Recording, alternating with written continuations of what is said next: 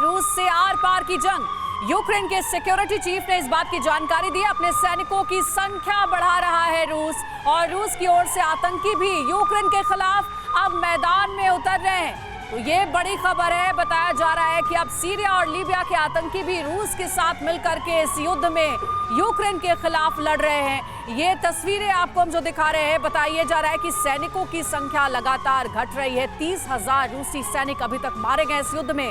सैनिकों की संख्या बढ़ाने के लिए अब सीरिया और लीबिया से आतंकी भी बुलाए जा रहे हैं। इससे पहले चेचन फाइटर्स भी रूस के साथ मिलकर के यूक्रेन के अलग अलग शहरों में जंग लड़ रहे हैं। ये बड़ी खबर आपको दे रहे हैं। सैन्य ताकत लगातार रूस की घटती जा रही है और इसे बढ़ाने की अब कोशिश है, जिसमें सीरिया और लीबिया से आतंकियों को भी शामिल किया जा रहा है।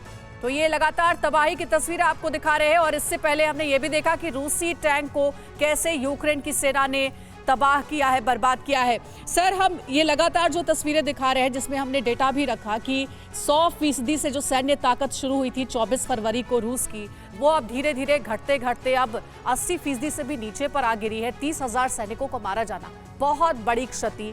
सीरिया लीबिया के आतंकियों को बुलाया जा रहा है युद्ध लड़ने के लिए। क्या रूसी सैनिकों का मनोबल टूटता नजर आ रहा है? देखिए, कहा जाता है ना, सच घटे या बढ़े तो सच न रहे, झूठ की तो इंतहा ही नहीं।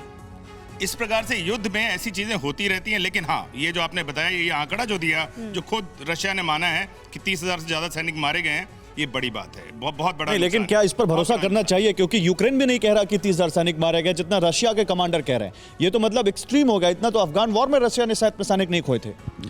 देखिए, जब आपका युद्ध लंबा चलता है, 2 महीने हो गए, तो इस 60 दिनों के वॉर में इस तरह का जो लॉस है रशिया को, वो हुआ है, स्वाभाविक है।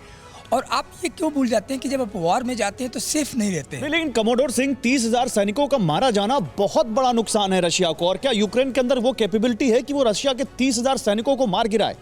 दोनों चीज़ें मैं जवाब देता हूँ। पहली बात, रशिया की आर्मी कितनी बड़ी है, यहाँ पे आंकलन नहीं लगा रहे हैं। रशिया के पास 15 लाख की स्टैंडिंग आर्मी है और उसका 22 लाख रिजर्व है।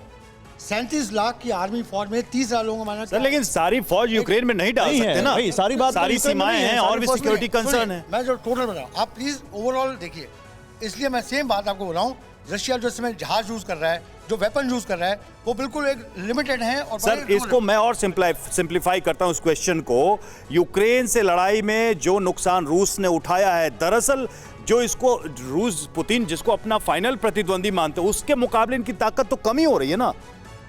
किस तरह से कम हो रही है, आप ये प्लीज बात कीजिए। जो रशिया के इस समय जो हथियार, नाटो यूएस के मुकाबले। चलिए, इस बात को और आगे जारी रखेंगे, इस बात को और आगे जारी रखेंगे। एयर कमोडोर सिंह, इस बात को और आगे जारी रखेंगे। लेकिन एक खबर आ रही है, वो बताएं इसी बारे में।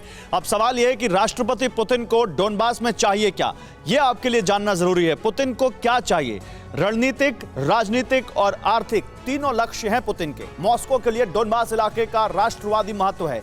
8 सालों से डोनबास रूसी समर्थकों और यूक्रेनियों की लड़ाई का केंद्र बना हुआ है। डोनबास की जमीन में कोयले का एक विशाल भंडार है। डोनबास में यूक्रेन के ज्यादातर उद्योग धंधे हैं।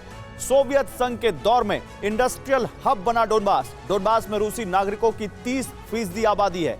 डोनबास को अपना हिस्सा मानता है रूस, और कब्जा हुआ तो क्या होगा यह भी समझिए। यूक्रेन को आर्थिक तंगी का सामना करना पड़ेगा। देश में असंतोष का माहौल बनेगा। यूक्रेन कमजोर पड़ जाएगा। विदेशी आर्थिक मदद की जरूरत पड़ेगी यूक्रेन को, और उस पर कर्ज का बोझ बढ़ेगा।